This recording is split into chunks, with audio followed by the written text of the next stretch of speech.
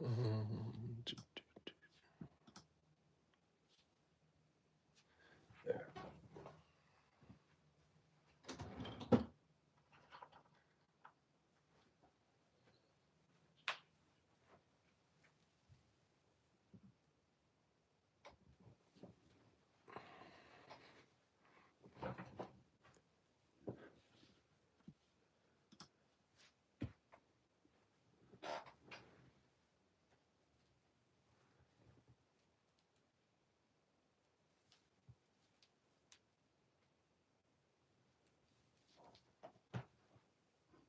What the heck is that? I don't know. All right. Let's see.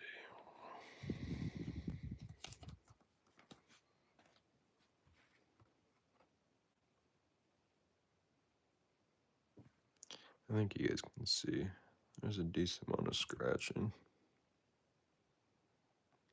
Plus there's a little bit there. So we picked up this Zapdos Air card over the weekend.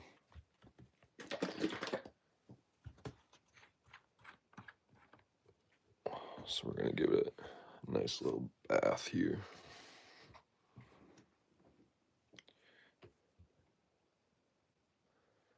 Make sure we can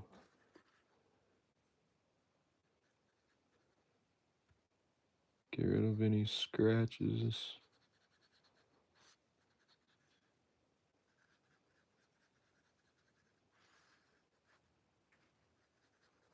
Oh yeah, that little mark just came straight off, which is good.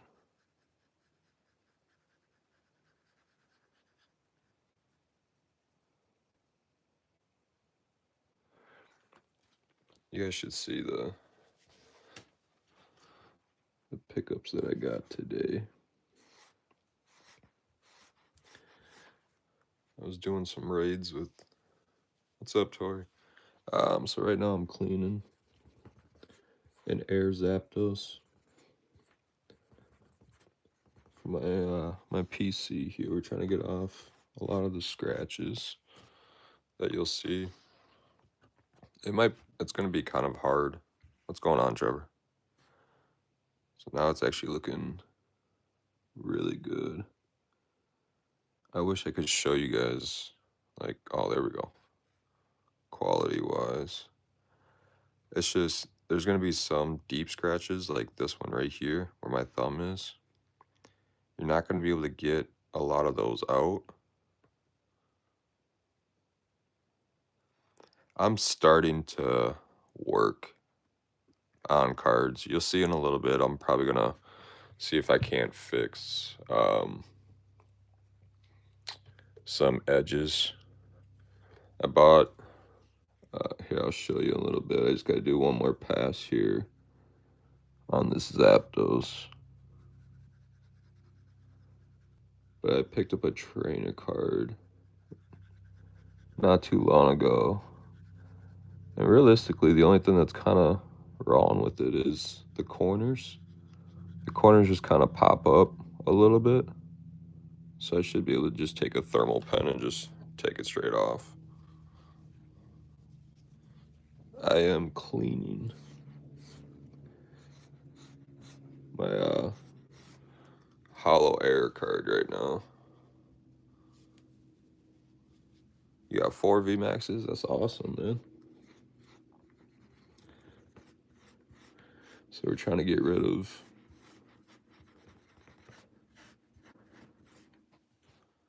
a lot of the scratches. So we were able to pick up, see, there's just some of these, like, these are going to be too deep to fully pull out. Very carefully, honestly. I've cleaned a bunch of them. I've used Zard and everything like that. Yeah, this is my card. But like, so this is the air. So if anybody knows about Zapdos, there's about 5 or 6 different Zapdos hollows that they created. And they created this hollow air where it didn't finish the full hollow up. And so I was able to pick this card up for, I think it was like $10, $12. But there's a lot of tiny little scratches that I was able to get out, but the harder ones are going to be like this one right here. It's almost like a key that went in. So those ones we just kind of leave alone. So we just basically take the tiny ones out and then we leave them. You don't want to go too crazy on it because the stuff that I use here, let's see if I can find another one. Yeah, this Gengar I might be able to show you guys here. Oh, actually this Frostlass is what my only card. Now I got about 50,000 cards. So you guys can see a lot of these scratches right here on the hollow. We should be able to take out a lot of them. This one we won't be able to because of how deep it is. Yeah, there's going to be some that we won't be able to fully take out. But I mean, I've done this on no, not 1,500, 50,000. Actually, probably more than that, to be honest. My personal collection is around 14,000. And then I have a lot of bulk boxes that I help people build decks and complete their sets. But I've done this on base set Zards, Rocket Scyther. I've done it on a lot of different cards. Pretty much all my personal cards I do this on. And then sometimes I'll do it on my friends' cards as well. Just before they send it in, sometimes we'll try to give it an extra little boost.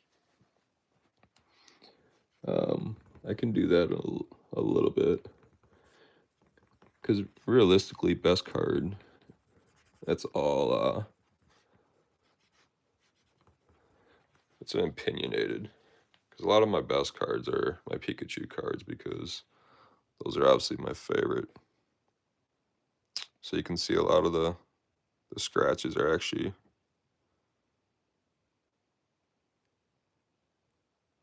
are pretty much taken out. There's some of these deeper ones though. Like I said, I won't be able to get that one out. But you can see a lot of these. A lot of these little ones are being taken out. We're gonna do one more pass over it. Should be good after one more.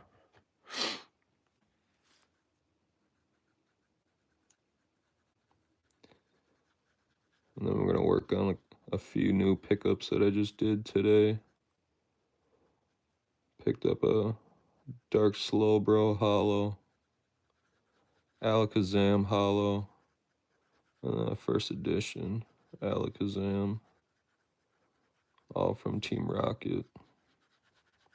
We've been picking up a lot of Team Rocket sets lately.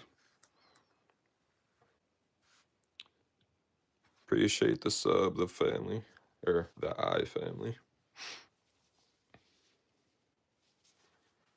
But yeah, I've cleaned a lot of different people's cards. I'm starting to work on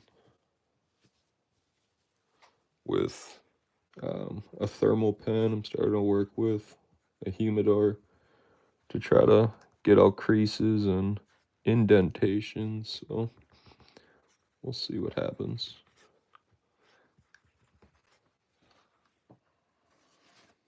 But yeah, 100% better.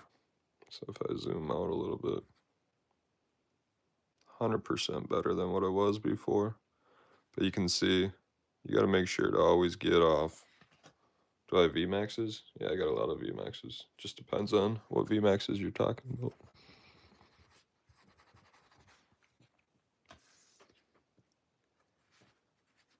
There we go. Now we got everything off.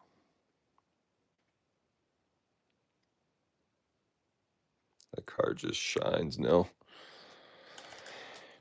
Shines like it's brand new. This Gengar is...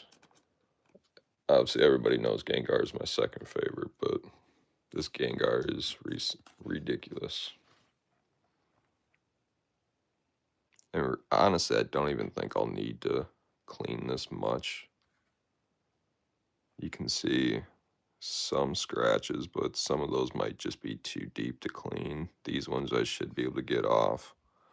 This one, that's just too deep. It almost looks like a print liner. Yeah, I got a lot of base sets. So I've completed base set, jungle, fossil, Team Rocket. I need like 2 left. I'll show you a few cards that I just picked up today for very, very cheap, honestly. What's going on, Laney? So I picked up this first edition Dark Alakazam, which honestly, it's in the condition that it is right now. It's about an $85 card. And there's some scratching up here that we should be able to clean up and take care of. But I mean, there's not much whitening at all. So, but yeah, we'll be cleaning that one up here pretty soon. But we're gonna take care of Gengar here first. See if we can't make him shine a little bit better. But yeah, like I said, I've done this on my whole base set, my Neo, my gym challenge and gym heroes.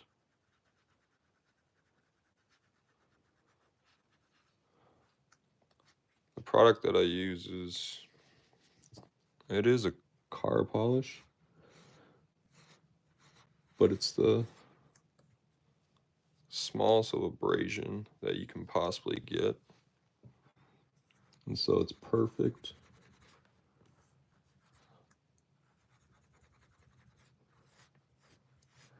Man, you can already tell that Gengar is shining way better than it was. Yeah, you can already see. We'll zoom in a little bit. So you can tell all those tiny scratches up there are gone. There's just a few deep ones that are gonna just be, I think, too much to take out. Pretty much everything on this side is gone. The only one is either that print line or just that heavy scratch which runs straight through. But Legend Maker's Gengar, one of my favorite pickups from this weekend. So we'll do one more pass on this one, and then we're gonna have to switch sides of this Q-tip. That's the other thing. You don't want to keep using too much of the same Q-tip. You want to do maybe like 1 or 2, maybe 3 cards max, and then switch over.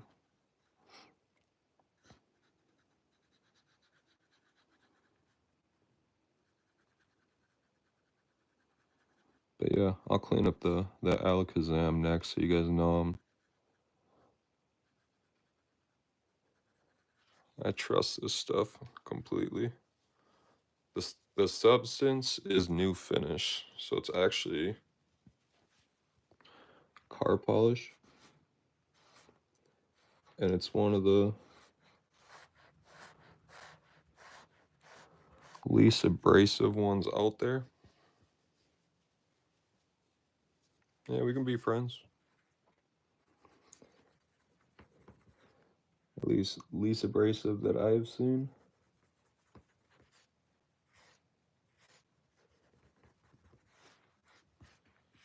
I've used a few different ones, but I mean, like I said, the only ones that I just can't get rid of are gonna be, I mean, I probably could, because they're actually starting to disappear a little bit. But I've learned you don't want to do too many passes. So this one is just kind of too deep of a scratch to get rid of. And then, like I said, that's either a print line or that one is just way too deep. So we're not going to get rid of that one. But we're just going to leave it how it is like that. And that's how you get rid of and make him look absolutely stunning. That card, I got this card kind of cheap too, not going to lie. I got this one around 20-ish. Yeah, I mean, here, I'll show you on this Alakazam. So I just picked this one up today. First edition, Dark Alakazam. Got it for 50 in a shop.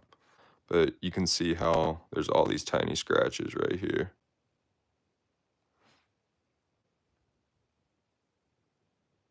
Which happens, you know, depending on how they take care of the card.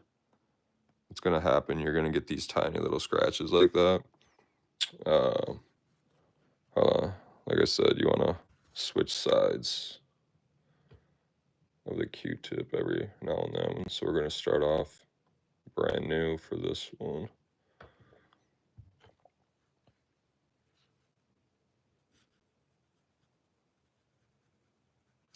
And realistically, I don't even think we're going to need to do much to this as far as cleaning wise. I'm thinking maybe 2 passes at most. And a lot of those scratches should be gone.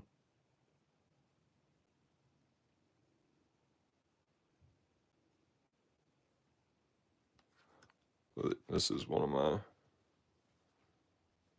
Oh yeah, so this card alone,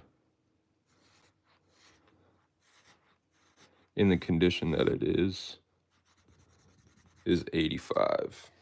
I picked it up for 50. I'd even haggle the guy. That's just what he had it marked. I looked at the conditions and I was like, okay, am I able to clean that? Do I know that I could clean that?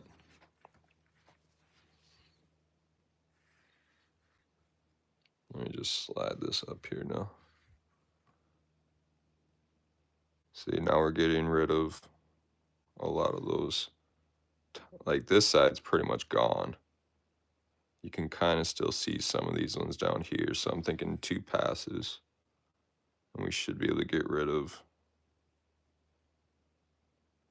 But I mean, just even after 1 pass, this card is shining, man. I love this card. And I picked up the limited version too. I mean, I couldn't pass up on the limited version for 25, first edition for 50. And then I picked up a Dark Slowbro too for 18. Like I said, just the first edition alone. Dollars. No, dollars. Just the first edition alone goes for over 80, so I knew right off the bat it was a good deal, good buy. And it's one of those things where I don't even know if I wanna sell because Alakazam is in my top 3. Goes Pikachu, Gengar, Alakazam, Riolu, and Sudowoodo. So we might end up actually selling this to... Well, not selling it. We might send this in to get graded and see how it comes back.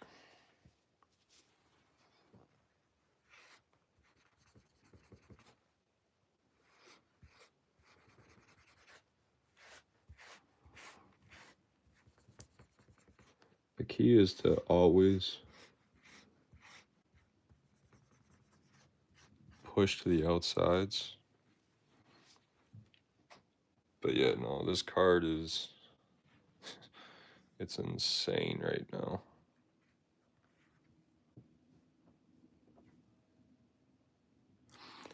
So that might have been an older video, to be honest, because PSA 10s right now for the gray felt, they're up around 750. What VMAXs do you have? Yeah, see, it's just that tiny little scratch that it's just going to be too deep to get out. This one right down by his foot. See, I just can't get that one out, so I'm not going to try. But you guys remember all the ones up there. Those are all gone. So I'm going to keep it at 2. Leave it alone for now, and if I want to come back to it, I'll come back to it. I want to make sure that I got all the residue off, though. Yeah, we're looking good. We're looking good. But yeah, one of my favorite cards. And then, like I said, we picked up the non-first edition as well.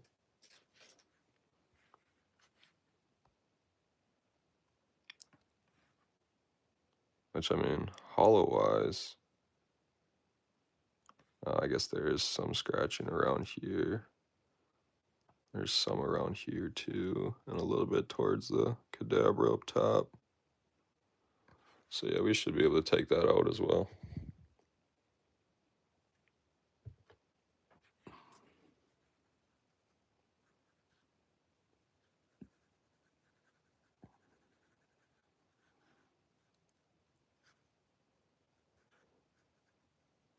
It's kind of crazy because I didn't learn about using this until some guy off of Whatnot DM me when I was streaming on there. Because I used to stream on Whatnot and I would sell cards, and I'd always say, man, I wish I knew or what to use to really take off some of these tiny, tiny scratches. And dude sent me a DM. He's like, I got something for you. And so I tried on some of the, cheaper hollows. And then I just started using it on my whole personal collection. I can already tell that thing is shining right now.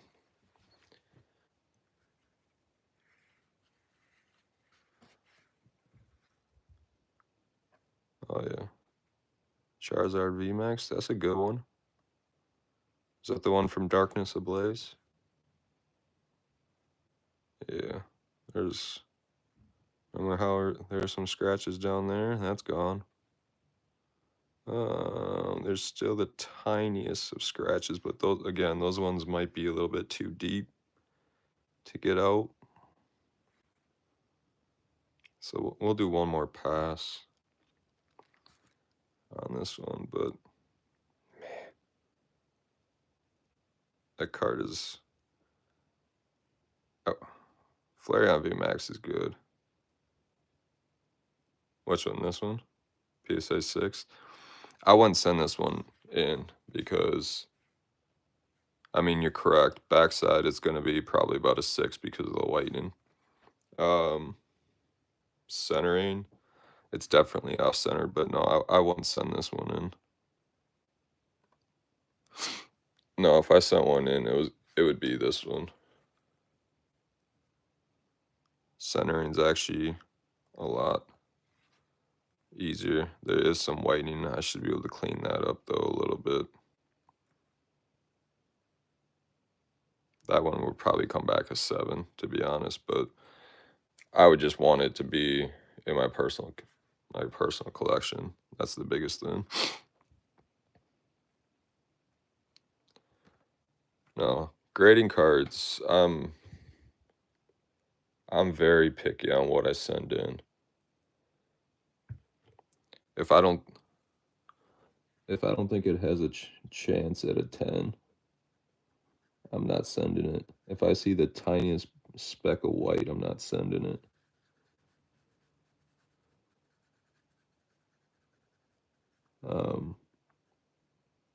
Otherwise, there's some other ones that it just depends on. Like if I just Mew VMAX is a good one too. Again, it just depends on if I want it for my personal collection or not. Like I'll show you some of the ones that I did send in recently.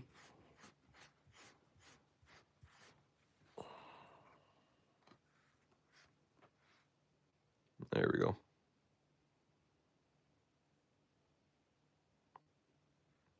We were able to get all the scratching out by his foot. Same there too. Remember the scratching up there? Yeah, that one's gone now too. So yeah. Once you learn kind of how to do everything, you can easily turn all your cards back into how they're supposed to be. It kind of is. So, I mean, yeah.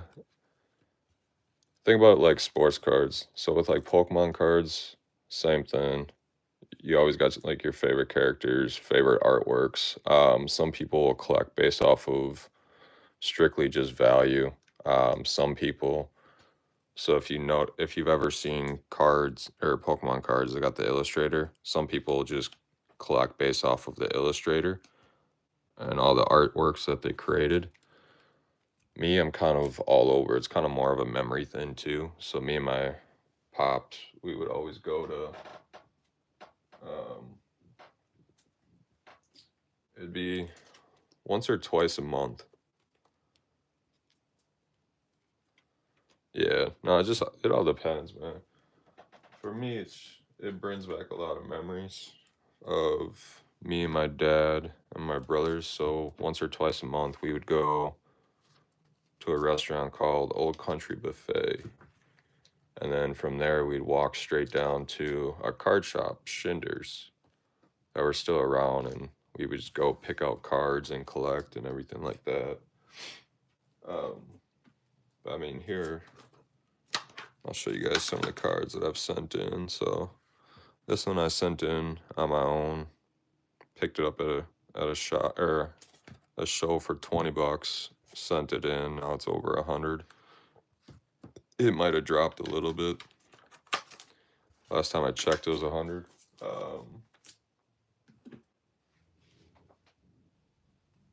We got my sleepy boy, the one and only pole that I've gotten from Evolving Skies. So raw, it's about, I don't know, I think maybe a couple hundred now, but in a 10, it's over, I think it's over 5 now. Yeah. It'd be sweet if you could, but you can't. I know that for a fact. I used to play the game too. Then you got the Giratina in a 10. I think this one's dropped. This one's around like 13, probably 1400 now. We got the Carmine in a 10 that I sent. Those ones are the 9s. And then one of the only other one that I absolutely love, and some people will probably be like, why, but so I sent in Sabrina's Gengar and got a 1. But the funny thing is, this 1 is worth more than a 2, 3, 4, 5, 6, and I believe a 7. It's the same as a 7. I got it in a huge bulk box.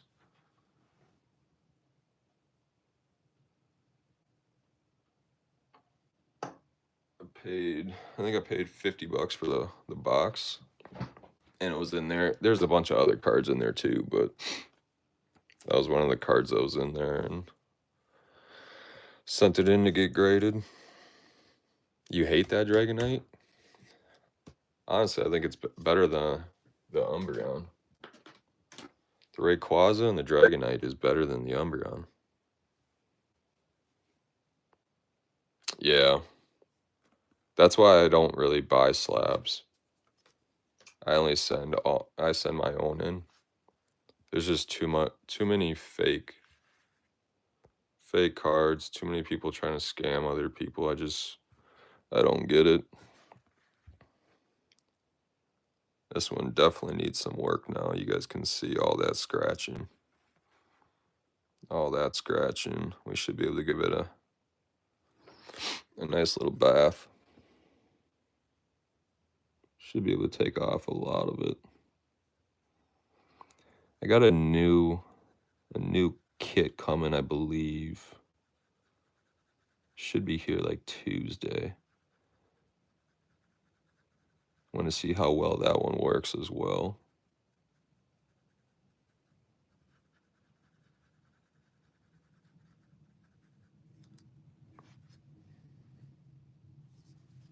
You traded for a VMAX? What VMAX did you?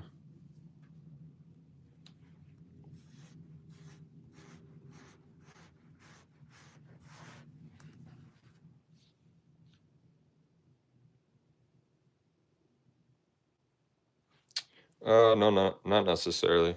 There's a lot of things that you can do before even getting there. But yeah, yes, ripping a card can definitely show you because it'll show the ink layer. But if you put the flashlight up to the back of the card, a lot of times you're going to see the ink layer, so you don't have to rip it.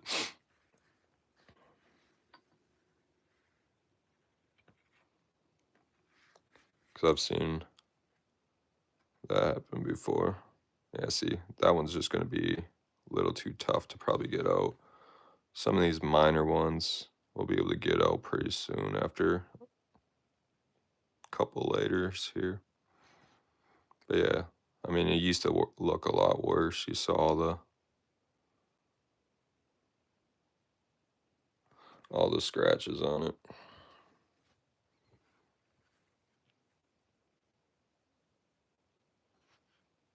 Can I send you a Pokemon pack? I mean, if you win my giveaway. Because if I just send you one, then I'd have to send hundreds of other people one as well.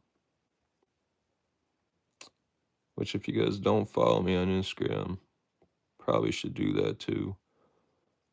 Always run new giveaways for every new set that drops. Like Prismatic, I gave away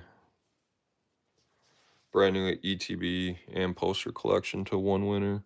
And then I'm also doing a Journey Together, giving out an ETB. It's pretty much always going to be a new ETB of the new set coming out. So, man, that swirl is nasty. Right by Slowbro's mouth. This card is just shining right now. Yeah, those ones are just going to be, I think, too deep to get out. The new card kit that I got, though,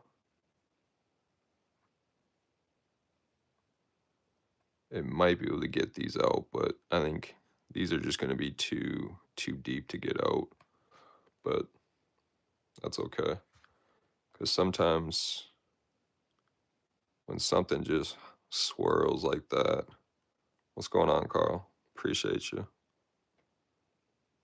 Yeah, as long as you're subbed on here and you're following me on Instagram, then you're automatically entered for every giveaway. So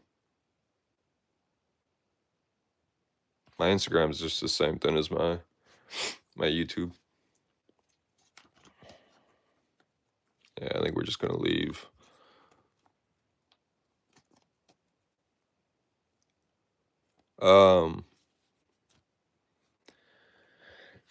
It just all depends.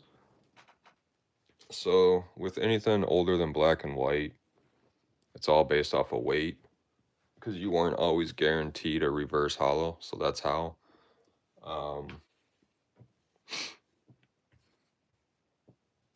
With the new stuff, it's getting harder and harder. With the scanners, it's going to be basically just to tell you if there's a hollow or not. That's why you're not supposed to buy singles of Japanese cards or Japanese packs, because you're guaranteed, obviously, an SR in every Japanese booster box. Well, more than likely you're guaranteed you're supposed to be. I've seen some that don't have them, but a lot of times what happens is if someone hits the SR right away and they still have, 20, 30 packs, if all they're going for is the secret rare, they hit the special illustration rare, then what they'll do is they'll take the rest and they'll just sell them to make their money back. So basically the scanning of the packs for Japanese will tell you if there's a hit in there. But because there is reverse hollows and just regular hollows in it, it's getting harder and harder. That's why they started doing the whole guaranteed 2 reverse hollows, guaranteed hollow in every single pack, or at least a hollow for modern. Old Sable Eyes. Yeah, probably. Yeah. It's just crazy that the hobby has gone to all that. I mean, it was still an issue back when I started collecting too. I remember seeing some people that were at, yeah, no. I remember seeing some people at the store that were scanning packs. Oh, I thought that was part of the hollow missing, but that's part of the boulder or rock that's flying up. So we were able to get a lot of that off too.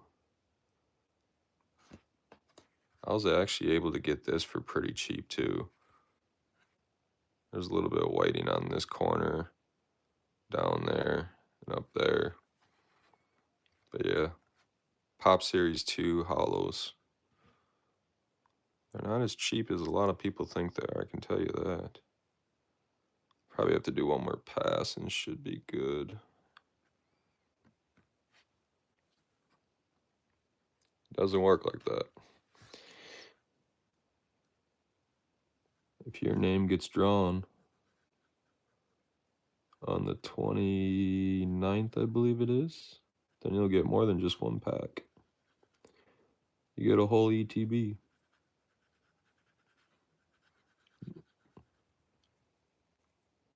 That's the other thing. Most of my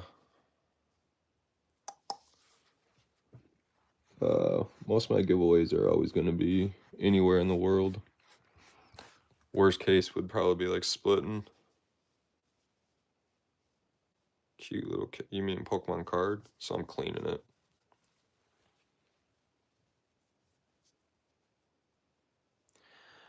So, to answer your question,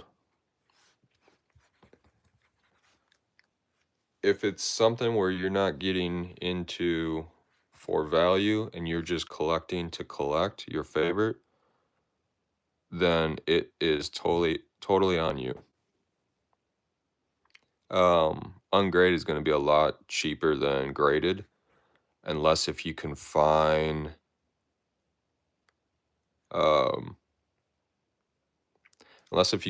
like a graded 5 or 6 that's pretty clean. Then what a lot of people do, like what I'll do is, because I'm trying to collect every Pikachu card out there. So if I find like a gold star, and the gold star is graded like a 5 or 6, and it's just because there's a lot of whitening, or there's just a lot of hollow scratches, what I'll end up doing is just cracking the slab, pulling out the card and cleaning it. Correct, yeah. If you're just getting something that you're going to end up putting into like a binder, then realistically, you're just looking for the front. Like if the front's clean, but the back is garbage, who cares? Because if you're putting into a binder, all you're really caring about is that front. So that's why a lot of times what I'll end up doing, when I do master sets, well, I'm pretty much doing every master set, but when it comes to like the older cards, I don't really care too much about the back as much, because at the time, if I can find a decent front that I can clean up, then I'll throw that into my binder. And then if I have the chance to while I'm vending, or if someone comes up, and I happen to get a better looking one on the low, then I'll just scoop that up and then turn around, grab the card that I already had in my binder, and then just turn around and sell that. So that's kind of how you can kind of complete the way that you want. So let's just say your favorite is Zard, right? Well, then if I were you, I would just be going out and trying to grab as many. Yeah, these are just way too deep. I just wanted to give it another good little shine to make it. Because, I mean, like I said, when this is in a binder, that's what you're going to see. You're not going to be up close and personal like this, and you're not going to see all that scratching. But yeah, if you're just trying to collect every Zard card, that's what I would do. I would just go grab beat up ones, scratched up ones, and then when you find a better copy, then you go and either you sell that one or you just go find someone and you trade that card for another card that you want. And that's how you just continue the cycle over and over and over again. It's the best way to do it. That's kind of the way that I've been handling all my Pikachu cards. I've just been finding the versions that I can. And then when I get better versions, just turn around and trade them or sell them. I'm pretty sure I already cleaned this one. I don't know how much more I can get off those scratches. Doesn't mean we won't try. But yeah, for people that are just getting back into the hobby or just want to collect, it's really what your budget allows you to do and what you're trying to accomplish. That's all that matters, man.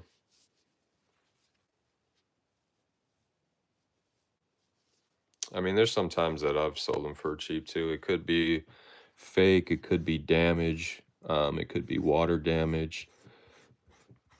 It just all depends. I know we've sold. Oh, that I didn't see then. Could just be either a guy just really didn't care, didn't know what he had. You know, you'll find that every now and then too.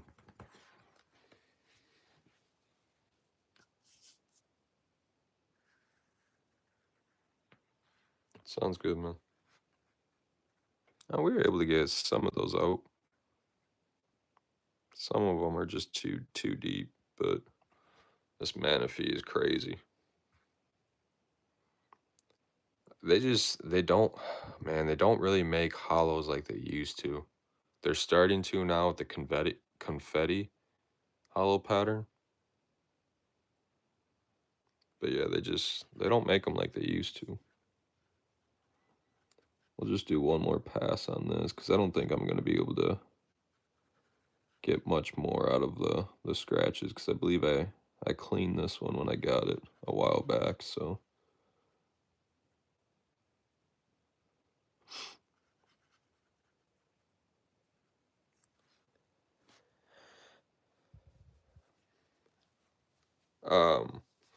Just like the hollows in general. Here, I'll show you what a new hollow looks like versus what an older hollow looks like.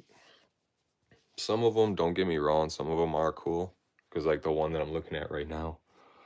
Oh wait, that's a reverse hollow. But just like the actual hollow patterns.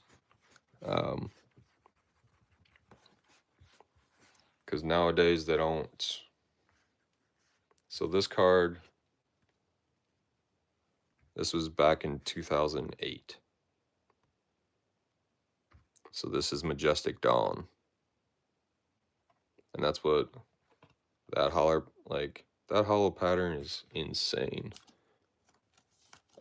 Now if you look at like today's, yeah, see if I can just find a regular hollow. Like this is today's hollow. Like, it's just boring. There's nothing really to it.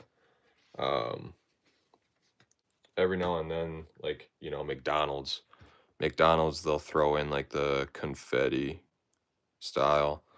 Um, Black and white had sweet ones. Let's see if I can find. So this is black and white era to diamond and pearl. So like these are some cards that I picked up as well. So this is a black and white holo. Like even that holo is 10 times better than what we have nowadays. Plus it's Moltres, but still.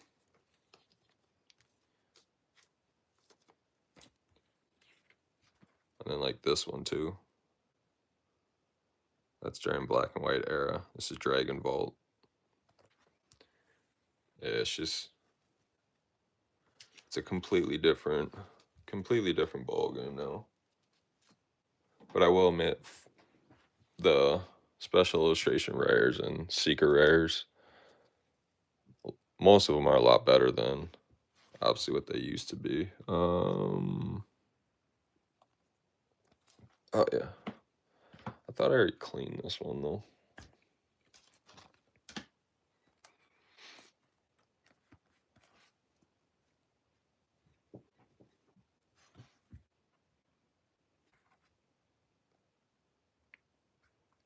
But yeah, I'll grab one of my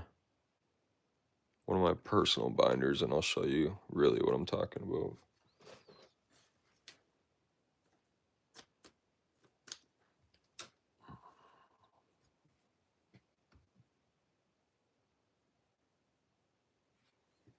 Yeah.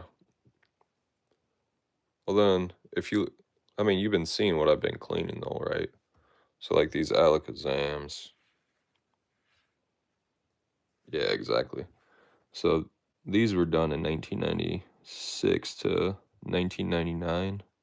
So this is when it originally came out. Base set 2 was 99 to 2000.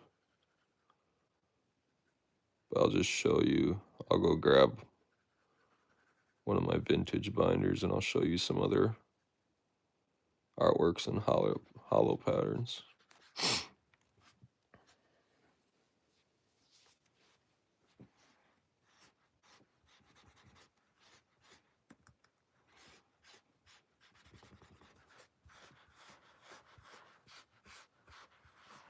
Man, this Alakazam is just shining right now. I love it. I just picked up one the other day that just had the biggest swirls too.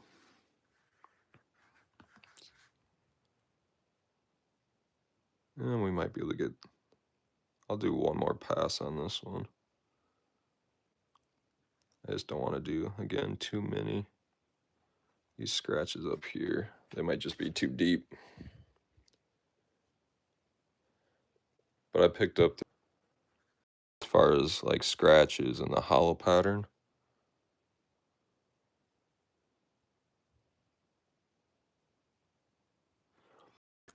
Yeah, it all depends.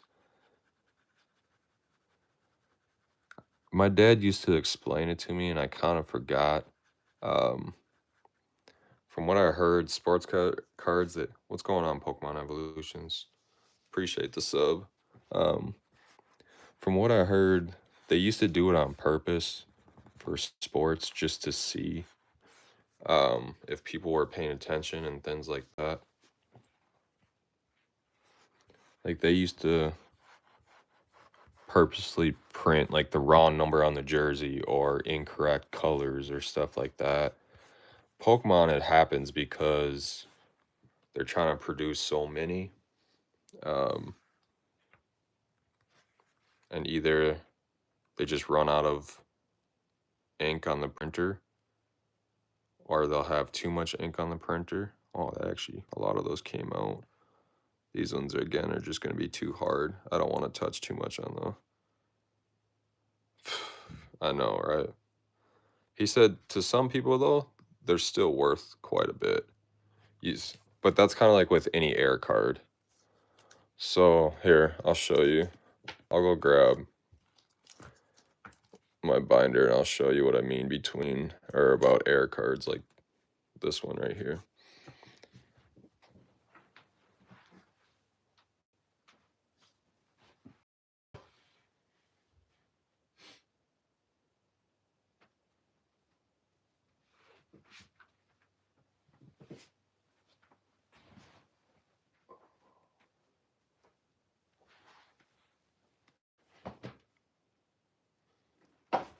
Alright, so fossils should be in I think my black binder here.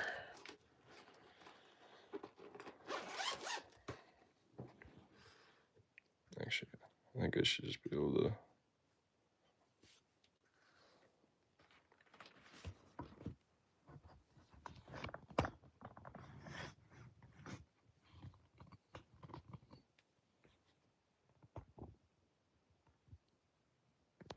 Yeah, so I started collecting a lot of the air cards too, just because I think they're sweet. But like, so I just picked up this Alakazam. Look at that swirl. Like the hollow patterns, way better. So this is base set 2.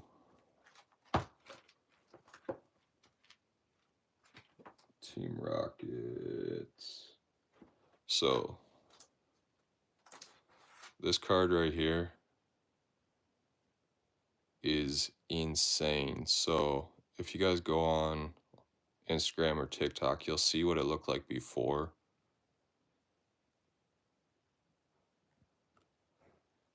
Honestly, I couldn't tell you, man.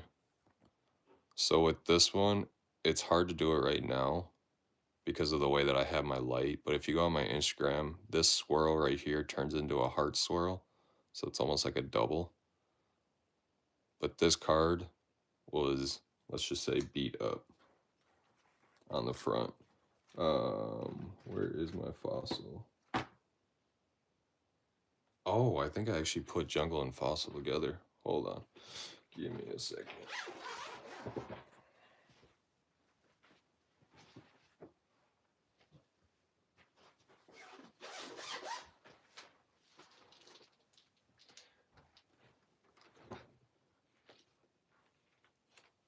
Yeah.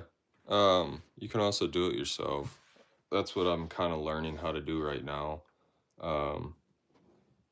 It kind of, you got to learn the right amount of moisture to have.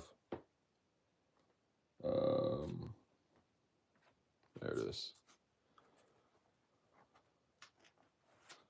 So, see this Zapdos? See this Zapdos? And then I'll show you, I think I have one more Zapdos. Yeah. So there's about, I think it's 6 different versions. So this Zapdos, if you see the hollow pattern, it's kind of more of a Cosmo hollow.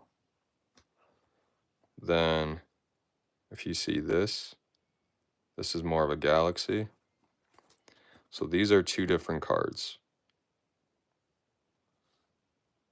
So this one, 1999 to 2000. This one's 1999. So these ones came out of the original fossil packs. These ones came out of the theme decks. But then if you see this card with a 1999 only, this is what they gave out to staffs that worked at Wizards of the Coast.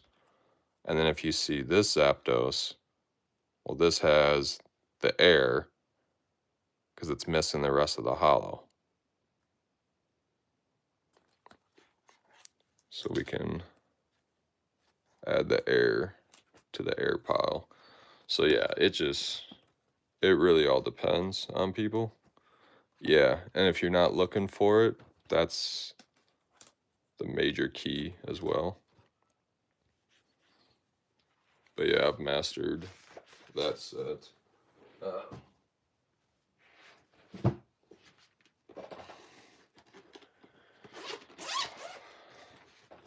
And I know people are going to think I'm crazy for doing this, but I know I already did this once. We're going to look at it and see if we need to do it again or not.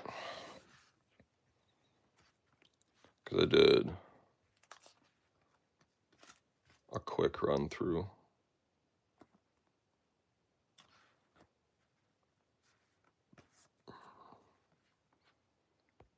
So this one, oh, there's a tiny, that might be too deep to get out though. So this one, I actually use the same stuff that I've been using on every card. I use it on the Zard. I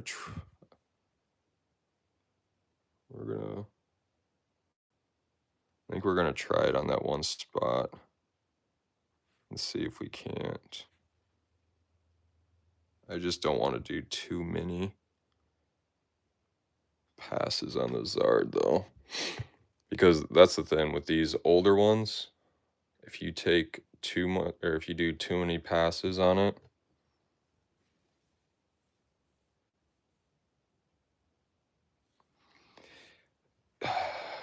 that one's, it's a tough answer.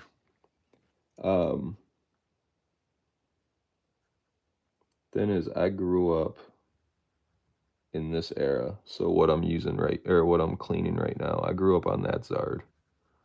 I grew up on the older cards. So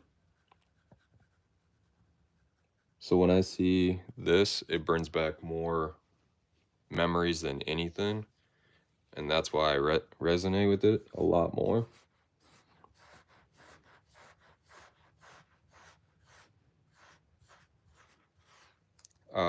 Do I think it's better? To each of its own. That's really the only answer I can put on that one. And I'll show you an example here. So, like, do I think this is a crazy artwork for Zard? No. Do I love it because of, when I grew up and how sweet it looks? Yeah. Obviously, because, I never got to pull a Zard out of a pack. I pulled multiple Blastoids, Venusaurs, everything like that. I never had an actual Zard growing up. Obviously, I was able to get one now. But then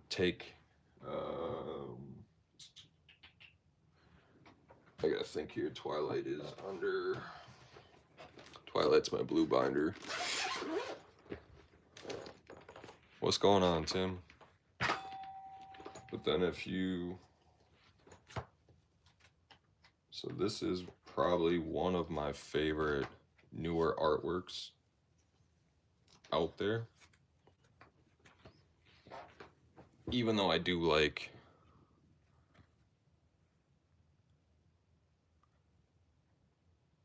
yeah, for sure. I already told you I would, man. So I mean, like, the artwork that they're starting to do now is insane. But if we're just talking hollow patterns and that kind of stuff, I'm always gonna like the old school.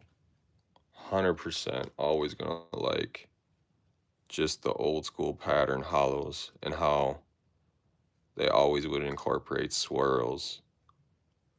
Nothing ever is gonna beat.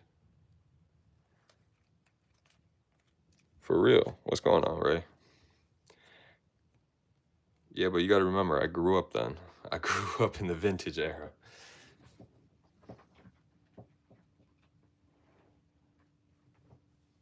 Yeah, I know exactly which one you're talking about. I've yet to pull that card.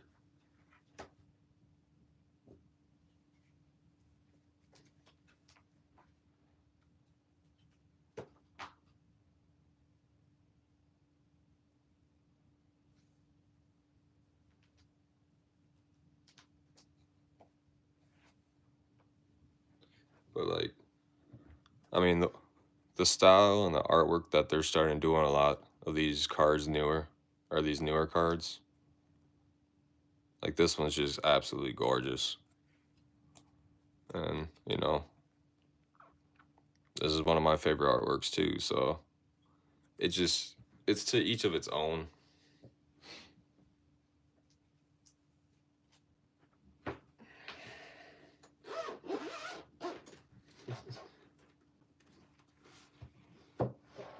Yeah, you gotta remember I'm old. I'm old. I don't think I have. I'm trying to think of if I have any other ones to clean right now. Do have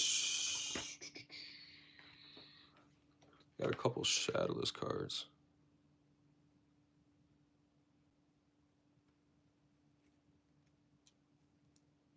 Yeah, I hear you. I kind of did both. I collected Yu-Gi-Oh! And I collected Pokemon. I also collected some sports cards too.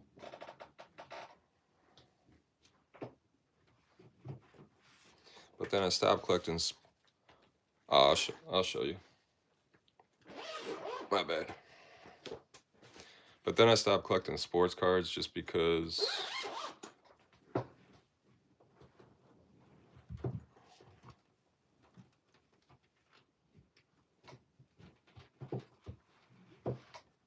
if you want to, I mean, if you're going to spend money on something, you want to make sure that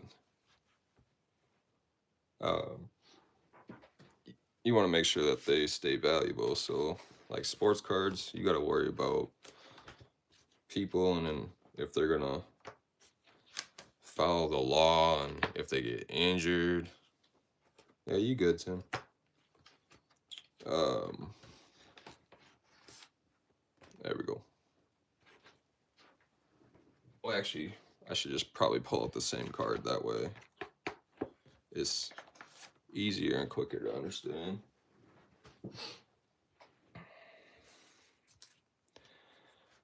All right, so you got, this is regular base set. Base set to have first edition, it also need to be shadowless. So the biggest thing is shadowless, you don't see this border. So if you see here, there's a black line down the border. You don't see that here. It's just a straight matte. There's no 3D look. It's just straight. So this is shadowless. Yeah, and then this is regular. So the only thing that could have shadowless was base set. Correct, yeah. Yeah, Pokemon didn't really try to hide too much. They kind of just called it what it was, which is kind of nice. You didn't really have to decode too much. I don't remember if I... Oh, there's a little bit of... there's a little bit of smudges and stuff on the top, so we'll just... Since I got it out, I'll give it a quick clean. See, get rid of this. Couple marks up top here.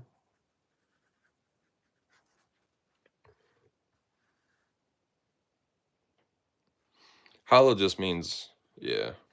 So hollow is what I'm doing right now. I'm cleaning the hollow on here, so it's got an actual shine to it. I don't know how in depth you want me to go. Reverse hollows can get tricky when you go into like mid-era. So when I mean mid-era, I mean like 2000 and like 2003, 2004 to like 2008. So this would just be a hollow, and like today's reverse hollow is going to be this part of the card is hollow, and then the regular hollow would just be the actual in border hollow. So think of it like a picture frame or like a TV. So the TV would be hollow for an actual hollow, and then reverse hollow would be everything outside the TV window.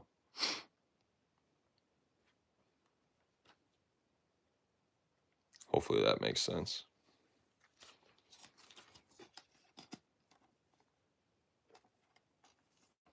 Yeah, I'll show you. I think I have one.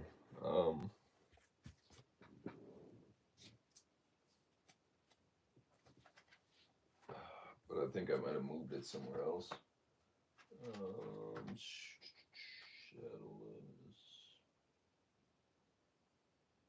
I don't know why there.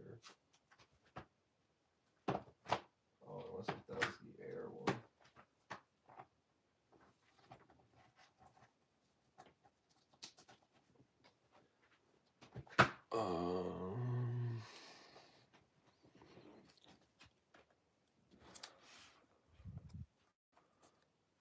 Those are all hollows. This is a reverse hollow. Cracked ice, that's reverse. That's another hollow, reverse. That's a regular hollow. I thought I had...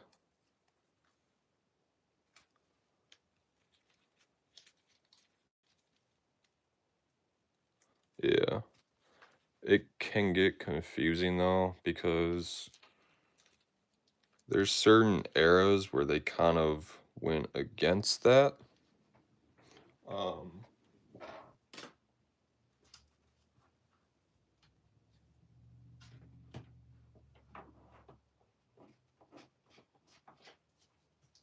just trying to see if I have anyone on deck that I can show you real fast, because I don't want to go too crazy in depth.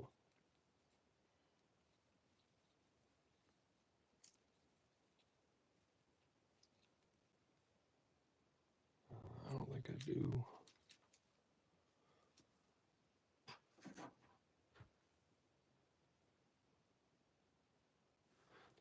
The only one I can think of is Crystal Guardians, but I don't exactly know where my Crystal Guardians book is, because I just redid everything and put them in order. But my list is on...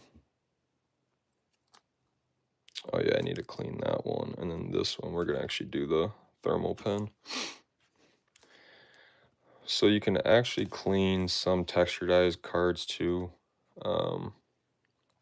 Obviously you want to be careful, but I should be able to get that off. And obviously you can see... Come on, focus. You can see some scratches in the non-textured part. So we're gonna hopefully get all that off.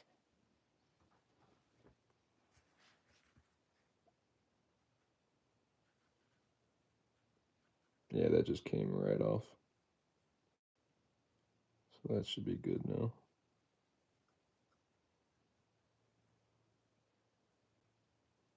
Don't really think I needed to put that much on there, but yeah. So this is XY. XY era. We're really like known for that type of pattern. It was almost kind of, most of their cards were almost sticker-like until you actually see the texture, or got the texture of it. But yeah, see how we were able to remove that little dirt, a lot of the scratches there. Now it's looking better. But, oops. But yeah, you can really see the textured in XY cards, but yeah, they don't make them like XY either anymore. I mean, they kind of do, but not the full arts. Like, this is some of the newer stuff, which we're going to end up trying to fix this. I just realized that there's a dimple in this. I don't know how. There's a dimple right there. I don't remember seeing that. So I think we're gonna end up using a thermal pen. See if we can get that crease out. And if we can't, then we're probably just gonna end up using moisture trick. So this is, yeah, it might be kind of hard to see. Let's see. But you can kind of see how the corners are starting to come up. So we should be able to take our thermal pen. That one might just be Can't tell if that's coming up or not, but we should be able to take our thermal pen, like this nick right down here. We should be able to flatten it out. I always put it back in the sleeve. I gotta get at my stuff here.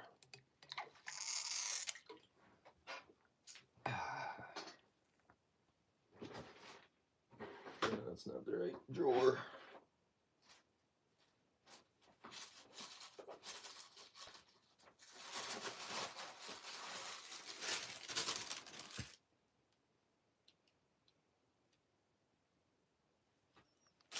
Yeah, that's the other thing. There's been so many people that have ruined this hobby as far as that kind of stuff, like weighing packs, scanning packs. That's why I mean, I got a vintage pack, but I don't plan on opening it anytime soon.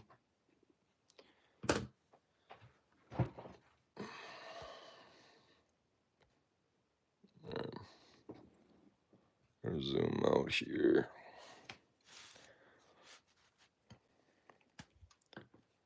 So you always want to make sure to have a hard surface. I started doing, it's crazy. I was able to fix my my Bubble Mew,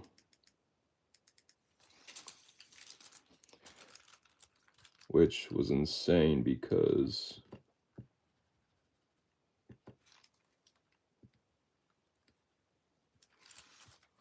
I didn't know what I was doing to begin with, and somehow was able to flatten it out. I said, hey, if you're gonna learn, you might as well do it on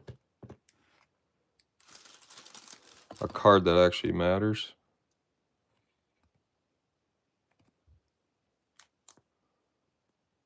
Don't worry, the marks that you're seeing is from the wax paper. It's on the sleeve.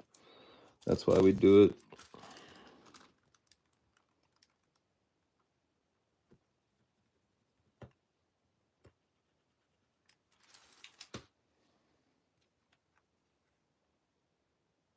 Yeah, correct. So if you can't,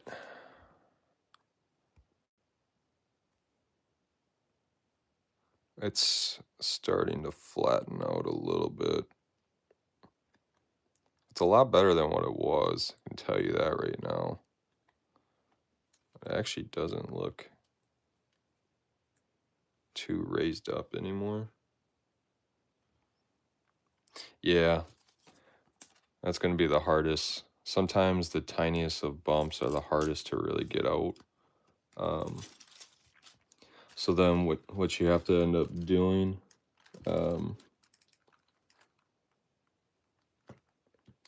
which I'll learn how to do here shortly. I mean, I do have a humidor. Yeah. Oh, sorry, I forgot to answer. Yeah. So, oh, there we go. The tiniest bumps, but yeah, it actually might just be the hollow pattern though too. The way that the hollow is, but I mean, I think we might be able to work it just like a touch more. But yeah, we were able to flatten that one.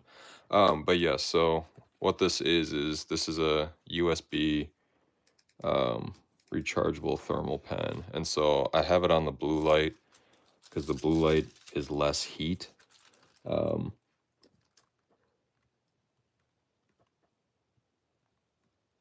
And I've learned that if I don't have, there we go. I feel like, I mean, it's flat.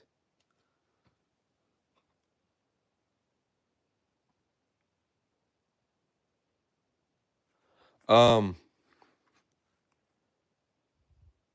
that's kind of what I am doing right now. I mean, uh,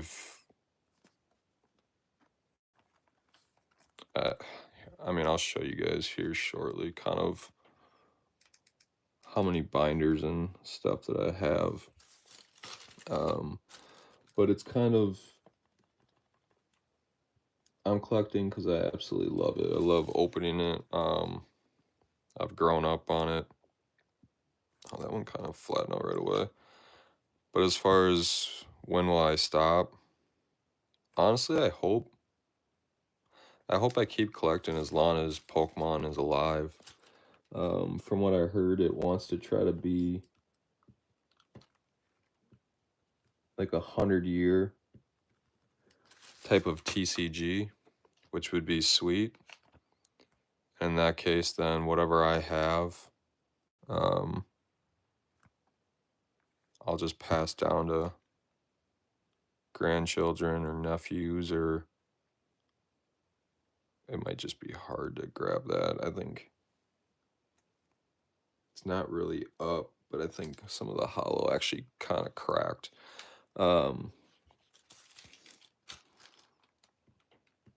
But yeah, I'd probably just end up passing a lot of my stuff down if I go before it ends.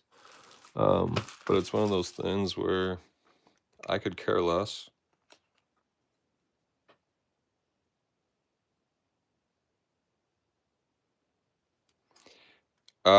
Yes, but it's almost impossible to recreate it. Um,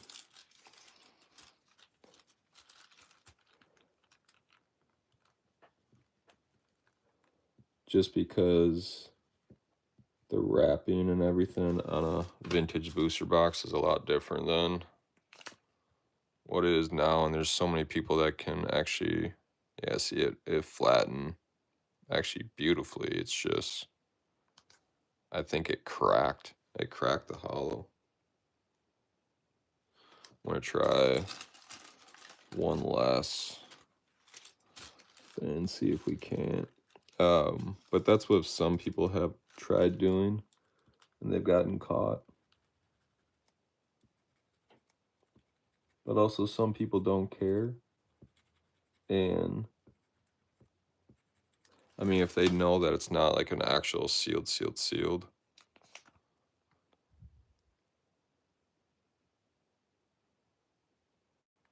Yeah, I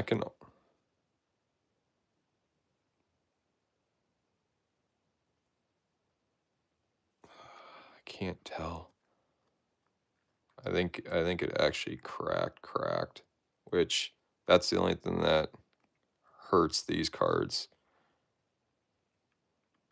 I mean, I've definitely gotten flat or oh, yes and no. I would say if you're buying more modern cards, probably. If you're a collector, realistically, the amount of money you're going to spend on vintage packs to begin with, yes, it is cheaper. The way that you're saying, but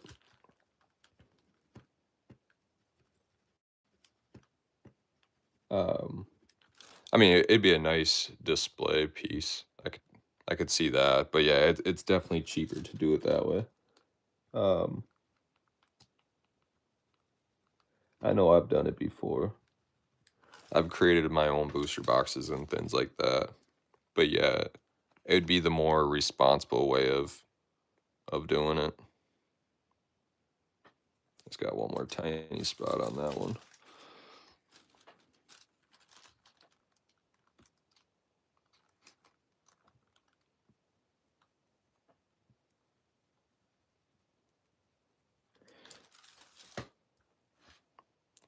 And then the other, there we go. That looks way better. It's just the hollow now.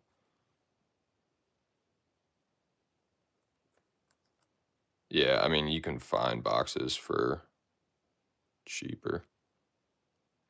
you can, that's the crazy part, is people will still, it's coming up a little bit.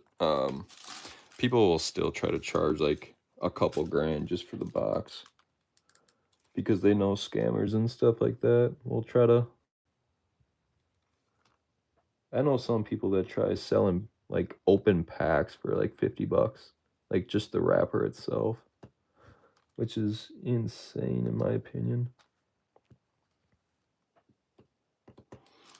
But yeah, if we're talking vintage, it makes way more sense than to buy a sealed booster box.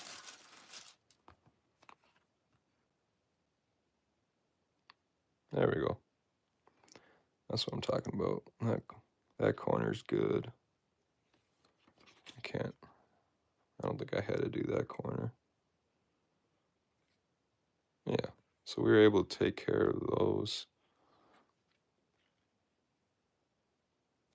I know, it's insane just how much boxes cost. Like here, I'll show you a huge difference. And this is between a regular sealed pack and a sealed blister pack.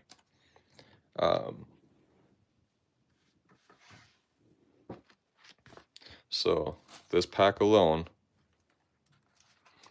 if you were to buy just the pack, you're looking at, I think it was 180 to 200.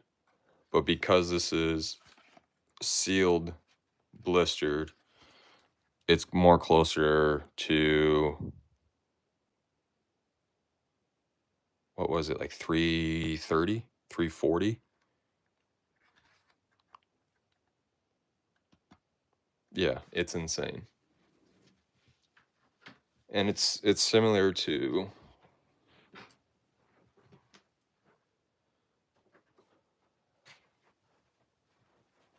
so yeah, I do, the Greninja SIR. I actually just showed that not too long ago. So each one of these packs are like $100, a little over 100. Same with Platinum. Platinum's probably a little higher than that. Platinum's probably maybe closer to 2. But being this in a blister, oh, nice, man. That's sick. But being that this is in a blister, you're looking at like 520. But yeah, that's the difference between just a regular single pack and being sealed. I appreciate the sub, man.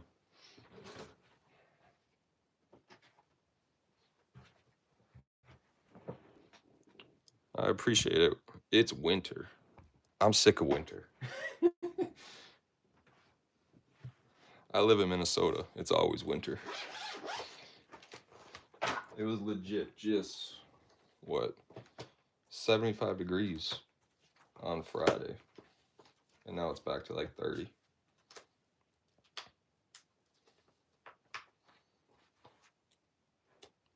But yeah, this card to pull is insane. What's crazy is I pulled this out of my first booster box, 3rd pack in. That video's on YouTube as well.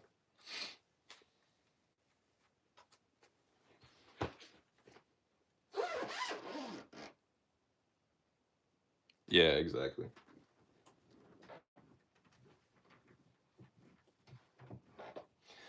That's the other thing. Like, it just all depends on the packs that you open. Because let's say you open up a Shadowless pack that's, 5K.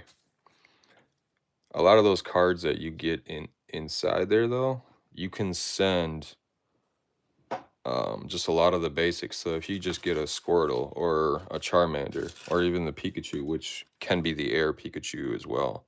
No, it's a 9. I already know it's a 9. I think it's right side heavy.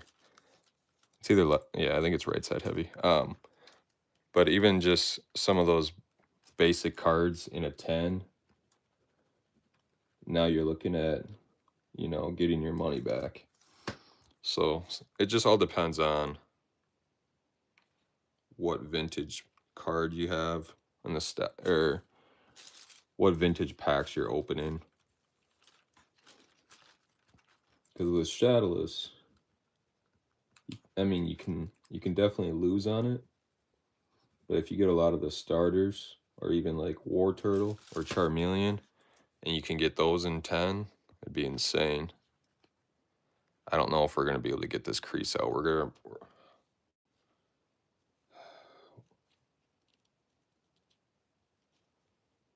probably gonna have, I mean, we can flatten it, but to actually get the crease, we're probably gonna have to do moisture and then flatten it, which is what I'm waiting for to come on Monday or Tuesday. I got the humidor, but there's a different way that you can do it. I hope you do, man. That's a very hard card to get a 10 in, so I hope you do.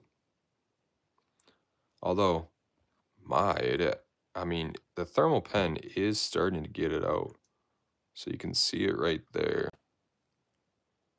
There's a lot, is way more prevalent earlier. So it's starting to flatten out a little bit, which is good. But I don't want to go too much because I kind of want to get moisture on it and then flatten it.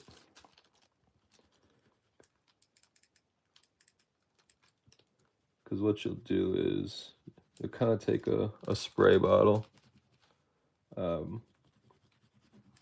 You'll spray 2-pack. Yeah. Honestly, I don't even remember how this got there. I think I might have bought this from somebody like that. Yeah, I mean, it's starting to get flatter, which is good. But to be able to work those out, we're going to have to do, so what you end up doing here is, nah, I don't, yeah. A lot of those people just do it for views because they know they have the money to do it. Or what they'll do is they'll create a proxy of that card. And then they'll do it. But I've never understood why people will do it. I mean, I get it. You get people to click on it. It's rage bait. You can easily get a lot of attention on your video for it. I don't understand it at the same point, though. Proxy? Yeah, I mean, I'm old, but yeah. We use it all the time. Fake cards, proxies, replicas. Oh, yeah. Yeah, we're gonna have to get moisture on it, and then, because I don't think I'm gonna be able to get it out much more. I don't want to try.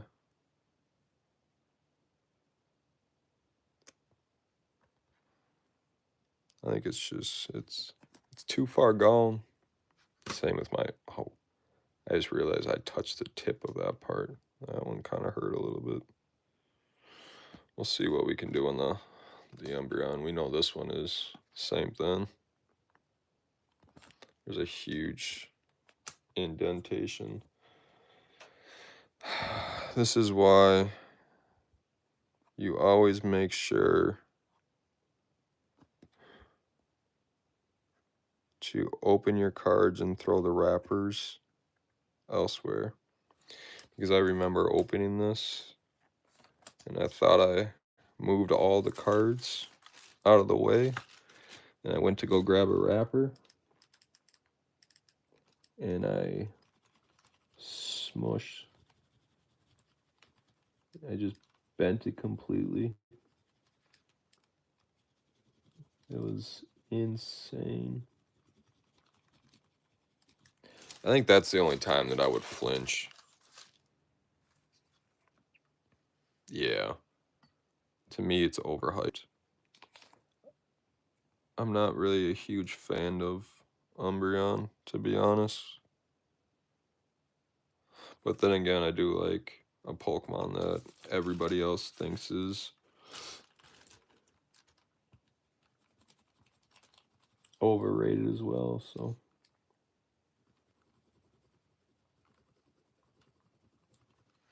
But yeah, I'm hoping they create a new evolution. I'm thinking Steel is going to be the next one.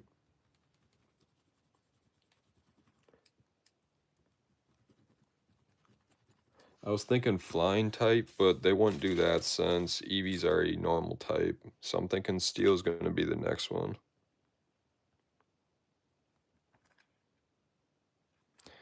It's starting to get a touch better, but I mean, there's no really getting that back. We're going to have to spray that down and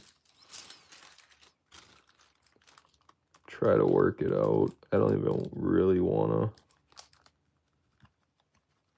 mess with it right now, but we're going to see if we can kind of work just a little bit. I'm hoping I get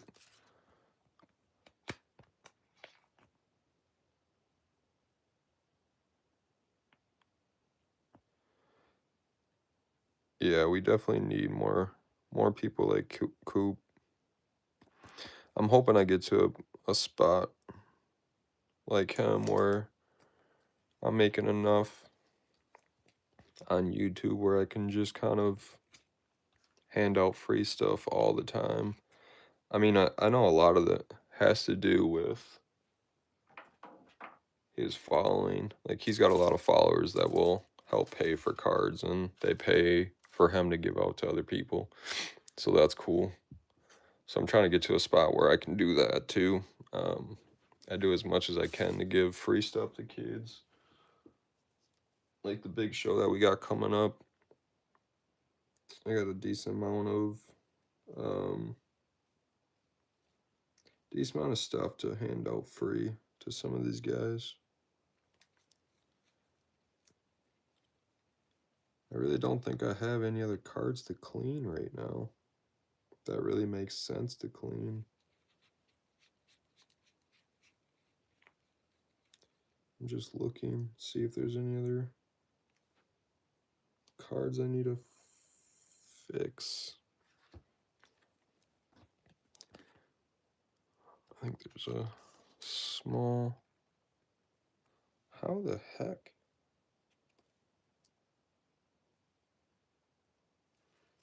I don't even see where the indentation is. Oh, there's a few of them. It's just, I gotta run it straight down the side of the card. Okay. I'll show you what I'm gonna end up doing. Give me a second. I'm gonna try to work this card here quick, and then I'll show you the few different tricks that I have that I've seen other people do, and then hopefully it'll work. Because with the Umbreon, what you're supposed to do is I got these pads that are coming that you end up taking like a spray bottle and you spray the pads, and then you get enough moisture on the pads. And there's so like these ones I would be able to get out with that with the moisture. I just don't know if I'm going to be able to get it out with the thermal pen.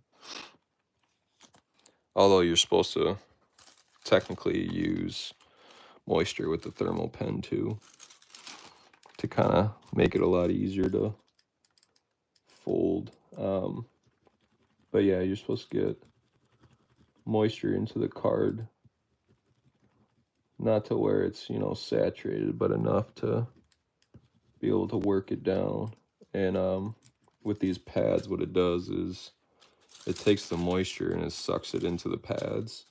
And then, because that's why I have what I'm doing on right now. So I have two of these. I won't use a steamer. So you actually use a humidor, or a humidor. So you know what cigars are supposed to sit in?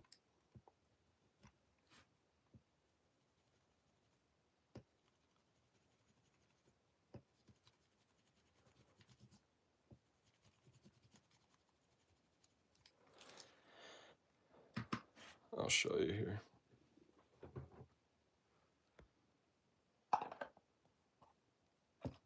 So if you pick one of these up, what you can do is you can put the cards in there for like 10 minutes.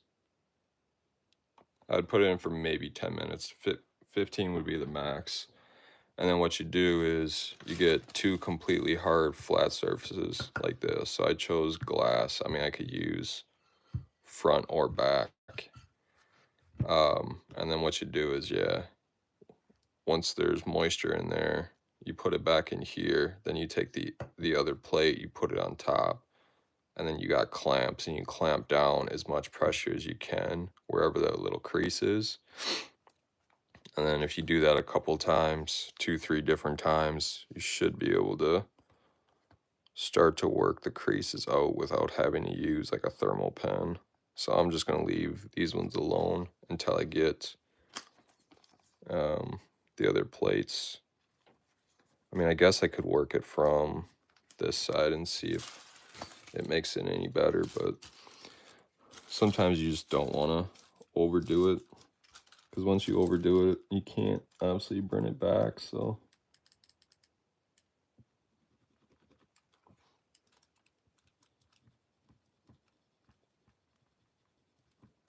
but yeah, you don't want to go more than like 70% humidity. So that's why you get a humidor, so you can see what the temperature is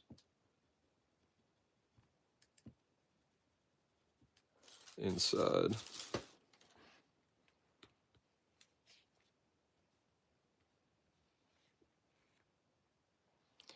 I mean, that's what I was thinking too. But it's just not taking it out. That's why. I mean, I flatten it, but realistically, it's going to have to go into the humidor, and then we're going to have to flatten it. That's really the only other option, because once we get moisture in here, should be able to flatten and reposition it. I just always try to see if I can, but see if it does work anything. I just didn't want to do too much. Although doing on the front kind of looked like it helped there. I'm gonna try here too and just see if it does, because that's the other thing. You got to figure out how it was actually creased, and if it was creased in the front or if it was creased in the back.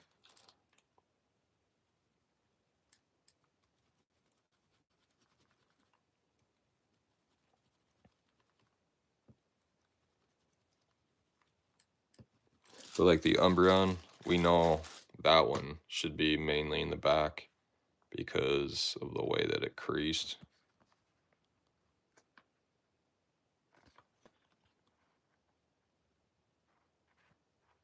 But yeah, I think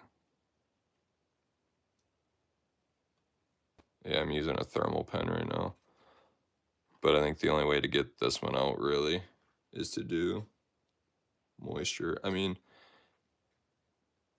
you can see it kind of did, but like you were saying, no, you can tell it's not. So that's extreme hot. And that's the warm, like the low warm temp. And then you hold it. You can kind of hear the noise maybe. And that's when you go over top. But yeah, it's always got lights. I would be pissed if it really was dead this whole time and it was just lighting up, pretending like it's working. Now you got me self-conscious.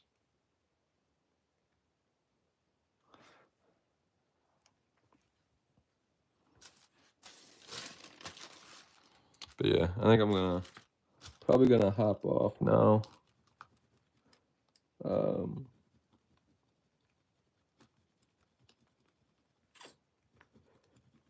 I have a new video coming out. I got a video out right now that I just posted, I think yesterday, of Pokemon apps that you guys should have. Most expensive versus right now my most expensive is Giratina. My favorite card realistically is, I mean, one of my Pikas. There's so many different Pikachu cards, it's kind of insane, but I'll grab. I'll see if I can find it real quick for you.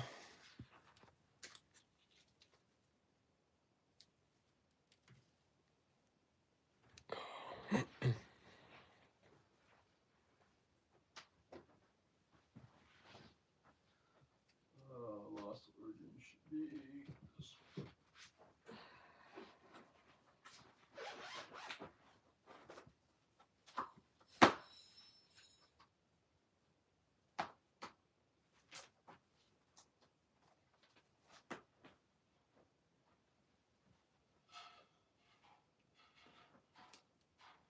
I keep forgetting I had the graded version there too. But yeah. So here's the graded 10 version. And then here's the raw. Oh, that's just the light. I was like, is there a chunk missing out of my Giratina? But yeah. So I would say that's the most expensive card right now that I have.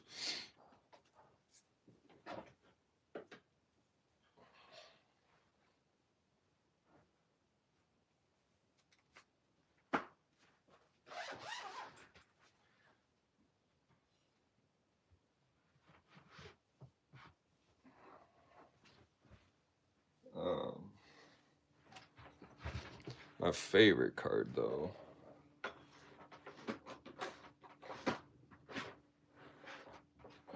I'm gonna have to think about that one. I mean, there's so many cards that could be my favorite realistically. Because obviously everybody knows Pikachu's my favorite.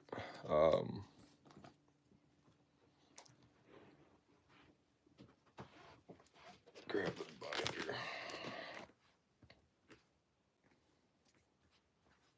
Actually, let me roll that one up. I don't want to get...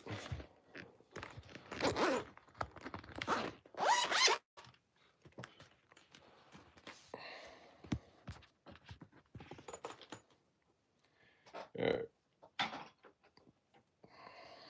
Let's put you guys a little bit higher here.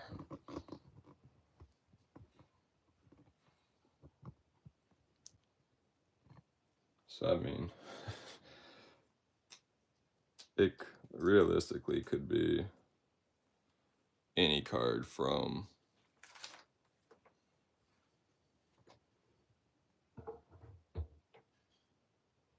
I mean, there's so many different Pikachu cards that I love.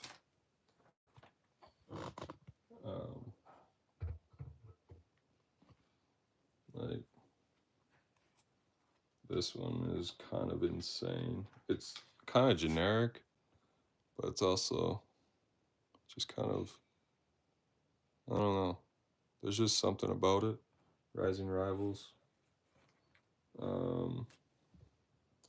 It gets Hoarder. Well, this is my favorite. So I'm trying to collect every single Pikachu card. So this is what they call the Secret Rare from Black and White. So this would be the reverse holo. This is what I was going to try to show you. So yeah, regular holo would be background, and then the reverse holo is the Pokemon. That's actually just the holographic part, which is kind of insane.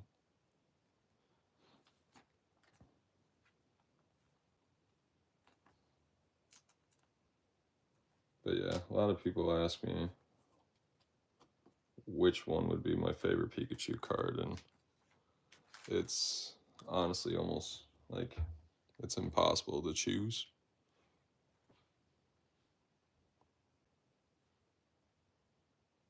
I mean, this one's pretty insane too.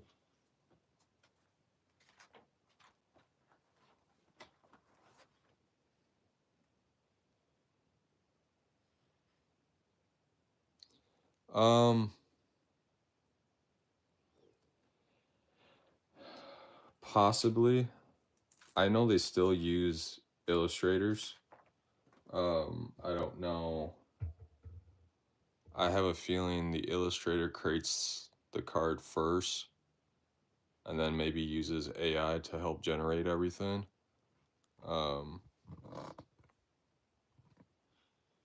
But I know they're still using illustrators. People will still actually create all the artwork. Pikachu and Zekram's pretty sick.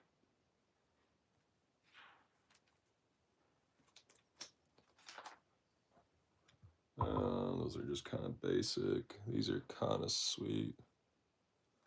I don't. I was actually kind of dumb. I could have. No, those are some of the more expensive ones that I haven't started picking up yet. Or Luigi.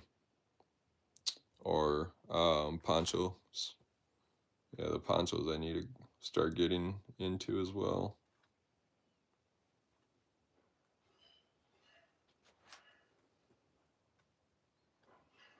And then these are the newest ones. These ones aren't. So well, these two aren't. But when I redid everything, black and gold Pikachu. Oh, this one. This is one of the trainer art galleries from Lost Origin. Which side is it? It's on this side.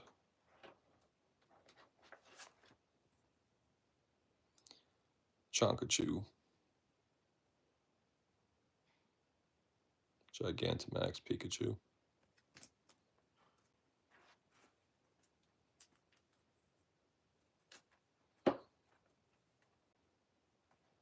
That honestly, that would be kind of cool to do. To build a wall for it. Porka Pikachu. That would be kind of insane. This one I kind of honestly I don't even think I cleaned up this one.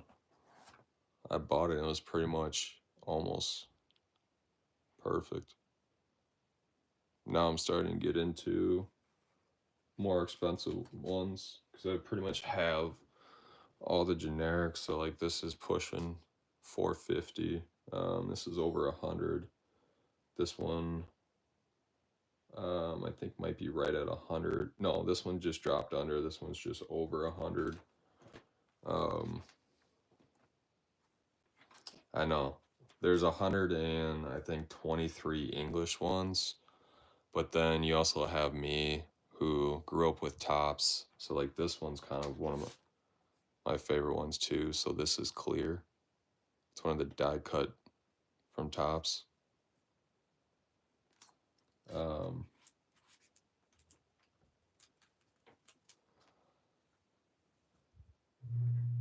I know. I mean, let's just put it this way. I've posted a lot about my Pika binder. It's always on display. So some of these are pictures, and now we get to where he's featured in them. So you'll see Pikachu show up in all the different cards. Pikachu's stuffed animal, food, Pika's on Snorlax. And then we get into same thing. We got trainers that Pikachu is involved in. Some of these ones. And then the very last part is kind of just the foreign language ones. Um, Honestly, that's a good question. I think I'm 70% of the way. And if I remember right, there's a what was it?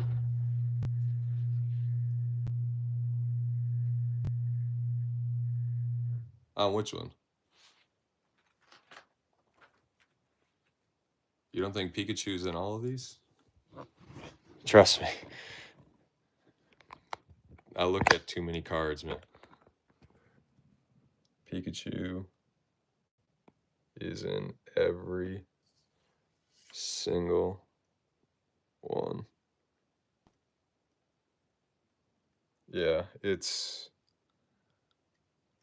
this one's just because the guy's wearing the costume is Pika. But yeah. It's kind of insane that I can actually pick out like where was Pika on this one? Oh yeah. Pika's there, sleeping with Eevee, down on the beach, backside. They created a snowman Pikachu. Pikachu's back there. Pichu is amazing. I'll admit that. Eevee, you got the little fat stuffy Pikachu.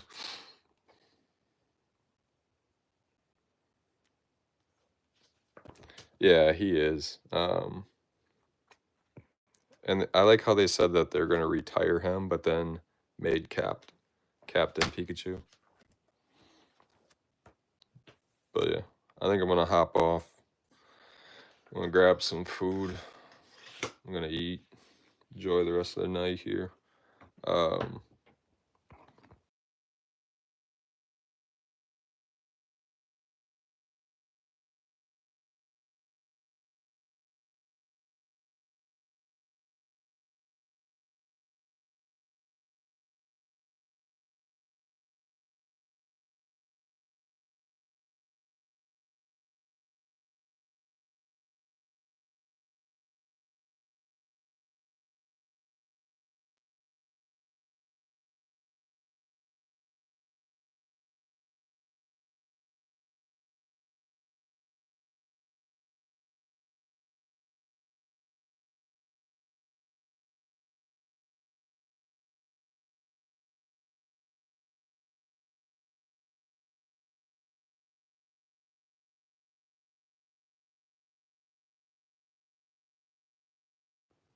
oh, my bad.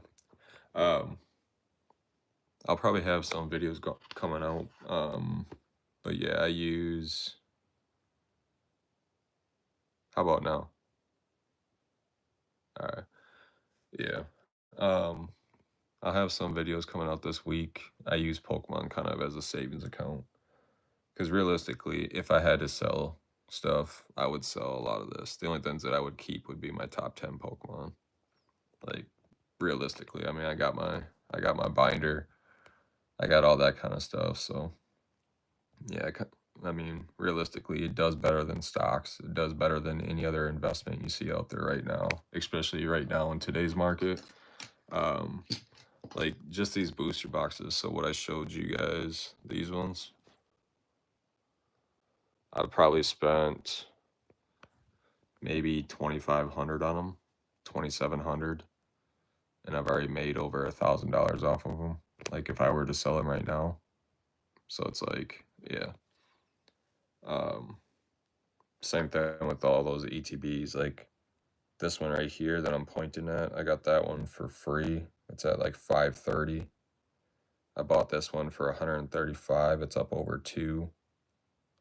I bought this one for like 105, I think. I think it was like 105. It's at 185. Um, so yeah, I mean, realistically, ETBs and booster boxes, you're always going to get your money back. Yeah, booster boxes for sure.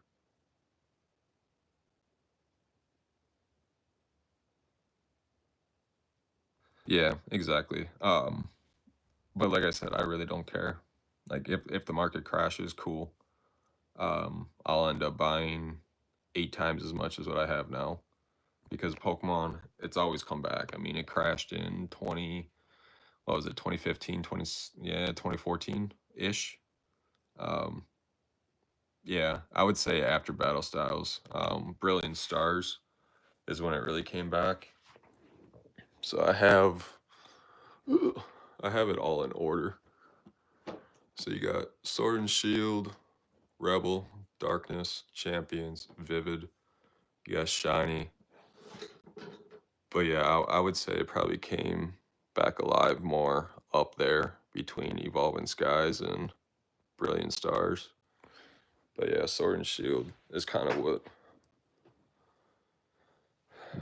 Priz. I mean, Prismatic is going to be. It's the new Evolving Skies. It's going to be up there. Yeah, you saw Pichu up there. Um, I got the full Lego. Um, but Prismatic, it's going to be Evolving Skies. It's going to be high for a very long time. You're going to see huge dips just like you did with Evolving, and it's just going to keep climbing. I mean, you're not. This is my honest opinion. You're not going to see a market crash for probably over a year. Because you got to remember, we got Journey Together, which is basically the starting of Gym Challenge, Gym Heroes, reprinting of those. Then from there, you got Team Rocket set coming out. Then after that, you got Black and White that's coming out. Yeah, but you got to think about it. It makes sense because there's a lot more regular ETBs than there are Pokemon Center ETBs. So that's why people are going crazy because they realize, oh, um, the only thing that I kind of hate is the fact that all they do. I think I have one in here. I didn't realize I had a Pokemon Center. Yeah. The only thing that is crazy is that's the difference. So it's just stamped with Pokemon Center instead of being regular. So that's the huge difference between a regular ETB and a Pokemon Center ETB. But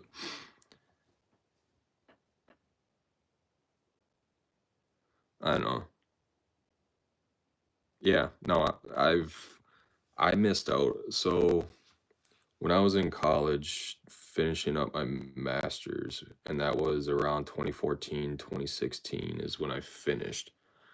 That's when I was actually at, I think, a Dollar General, and I had XY packs in my hand. And I was like, what are you doing? Like, you haven't done this for a while. Like, why are you picking up packs? And if I would have done that, I would have caught my addiction that I've had for always, and I would have just kept going like I am now. And I would have bought so much more because I mean, what it happens is it crashes. It takes a couple years. They learn out, okay, this is what we're supposed to do. They know how to print money, and it comes back right over again. So, but yeah, I would just double up on my purchases the moment I see the market crash. I'll just purchase even more. Mm-hmm. Yeah, it the thing that kind of bothers me though is the fact that with Team Rocket, it's still part of Scarlet and Violet. I wish they would have started a new era because now we're sitting at like, actually, what are we at? Um,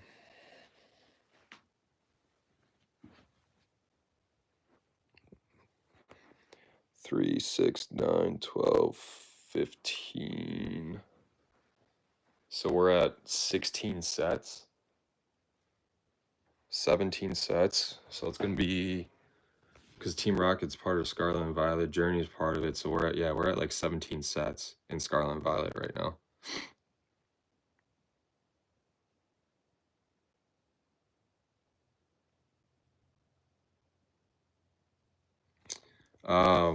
What do you mean by that? Like just overprinted or oh the end holiday set? I don't know. I so there's actually booster boxes, so it's not a collection set. I was thinking that they were going to do a collection set for it, but it's not. I've seen booster boxes, I've seen that, so I don't think it's going to be the end. I mean, Yeah, I mean, the thing is, it's been out for what, 2 years now? 3 years? Scarlet and Violet was what, 23? Yeah, it would have been 23.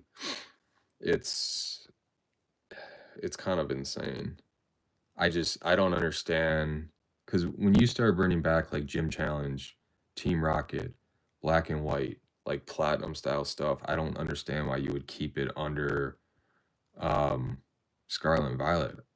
I feel like you should make up a new era, but I know they go kind of based off the anime series, which I don't know if you guys watch that. I started watching that all over again. I kind of like it. I mean, there's stuff that's kind of still kiddish, but I mean, that's what it's supposed to. They won't end it on Team Rocket. Well, for Scarlet and Violet, they might. I don't know. I can't say that for a fact. It's just, it's weird that you have 17 sets right now in Scarlet and Violet. Well, no, that's a lie. Not 17. Because there's 2 temporal, there's 2 paradox. There actually might only be 12. I'm trying to think of how many double sets there are. Because, let's see. So we got 1, 2, 3, 4, 5, 6, 7, 8, 9, 10, 11. Yeah, we're on 12, so that's going to be like set 14, 15 with Team Rocket. Or 14 with Team Rocket, so yeah, it's weird. I know. I'm actually happy that Megas are coming back, to be honest. I'm excited for that. For Pokemon Zazie A to come out. I think that's going to be sweet. But I believe that's all part of Scarlet and Violet too, so. But we'll see. I'll catch y'all later. I'm gonna hop off here. I'm gonna grab some food. I should have a video dropping Tuesday. We're gonna start doing $20 Tuesdays and $50 Fridays again. I know we just finished up on Heart Gold Silver. We're gonna keep going back all the way through, I think, base set, and then we're gonna jump back into the new sets coming out. So I think that's just the easiest thing to do. Kind of keep going that way. So